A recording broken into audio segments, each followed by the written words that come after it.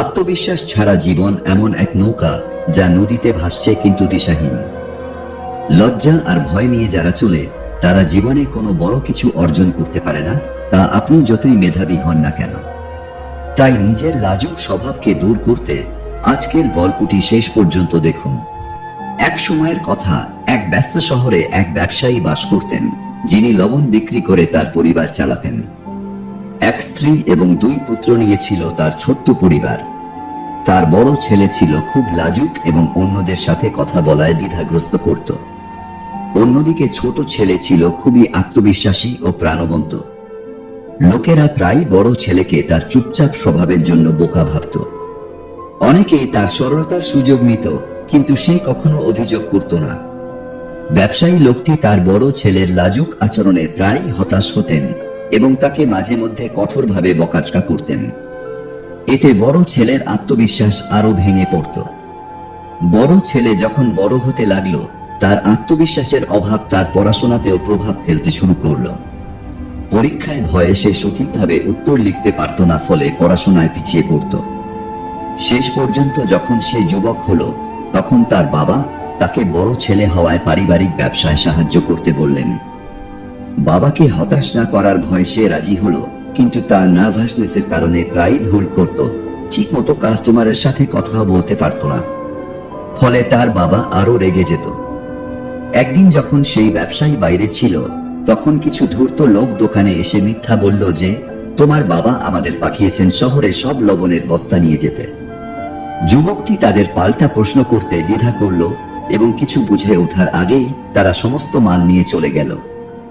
রাতে যখন তার বাবা ফিরে এসে দেখে দোকান খালি, তখন তিনি রাগে ক্ষিপ্ত হয়ে চিৎকার করলেন, অপদার্থ, তুই আমার সবকিছু লুটিয়ে দিয়েছিস। তুই এখনই আমার চোখের সামনে থেকে চলে যা, আর কখনো ফিরে আসবি না।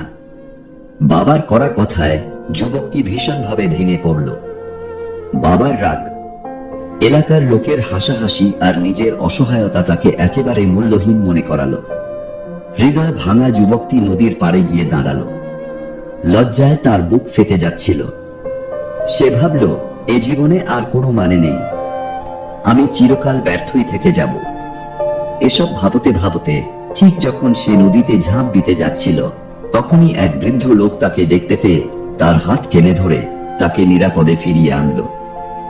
যুবকটি রেগে বলল, আপনি কেন আমাকে বাঁচালেন? আমার জীবন নিরর্থক, আমি কিছুই ঠিক মতো করতে পারি না।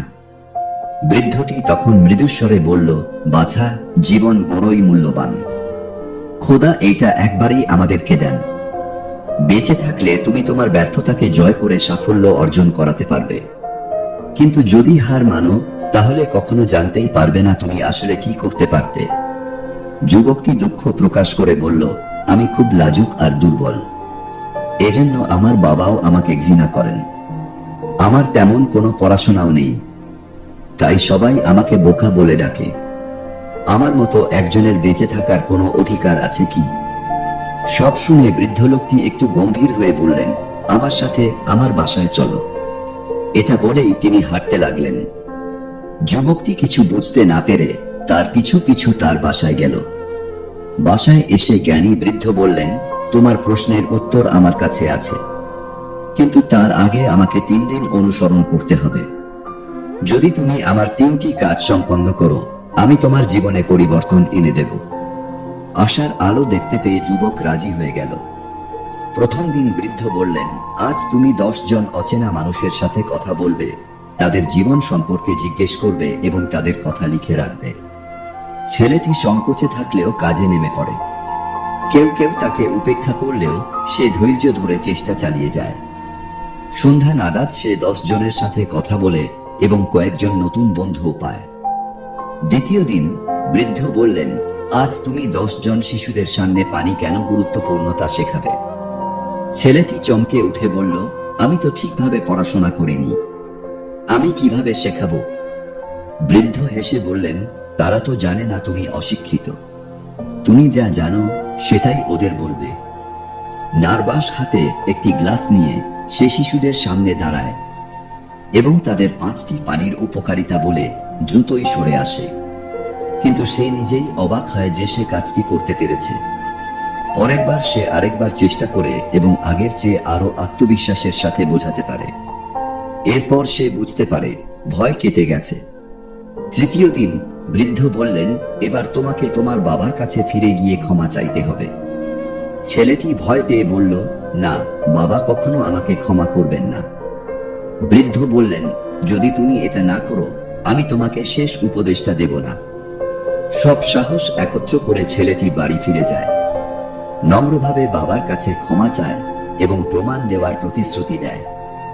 ছেলের পরিবর্তন দেখে বাবা তাকে আবার ব্যবসায় সুযোগ দেন। ছেলেটি বৃদ্ধের কাছে ফিরে এসে বলল, এখন আমাকে বলুন সফলতার গোপন রহস্য কি? জ্ঞানী বৃদ্ধ হেসে বললেন, তুমি নিজেই তা আবিষ্কার করে ফেলেছ। তোমার সবচেয়ে বড় শত্রু তোমার লাজুকতা ছিল না, ছিল তোমার ভয়। মানুষ তোমাকে সেইভাবেই দেখে যেমন ভাবে তুমি নিজেকে উপস্থাপন করো। তুমি যদি নিজেকে আত্মবিশ্বাসী দেখাও কেউ তোমাকে দুর্বল ভাববে না। সত্যিকারের শক্তি আসে আত্মবিশ্বাস থেকে। চোখে কৃতজ্ঞতার অশ্রু নিয়ে ছেলেটি মাথা নত করে বলল, আমি বুঝতে পেরেছি, এবার আমি আর ভয়কে জয়ী হতে দেব না। বছর কয়েক পর সেই লাজুক ছেলেটি হয়ে উঠল এক প্রখ্যাত ব্যবসায়ী, যে কিনা তার বুদ্ধিমত্তা ও আত্মবিশ্বাসের জন্য পরিচিত হয়ে গেছিল। মনে রাখবেন, আত্মবিশ্বাস জন্মগত নয়, এটা সময়ের সাথে গড়ে তুলতে হয়। যে কেউ যত লাজুকই হোক, যদি নিজেকে বিশ্বাস করে তবে সে শক্তিশালী হয়ে উঠতে পারে। ভয় ও সন্দেহ আমাদের আটকে রাখে, আর সাহস ও অধ্যবসায় আমাদের বদলে দিতে পারে। ছেলেটি ভেবেছিল সে ব্যর্থতার জন্যই জন্মেছে, কিন্তু যখনই সে ভয়কে মোকাবেলা করল তখনই তার জীবন বদলে গেল। আত্মবিশ্বাস তৈরি হয় তখনই যখন আমরা কমফোর্ট জোন থেকে বের হই। পৃথিবী আমাদের সেই রূপেই দেখে যেভাবে আমরা নিজেকে তুলে ধরি। নিজেকে বিশ্বাস করুন, ছোট ছোট পদক্ষেপে এগিয়ে চলুন। আপনি নিজের মধ্যে দেখবেন এমন শক্তি, খুঁজে পাবেন এমন এক সাহস যা আগে কখনো টের পাননি।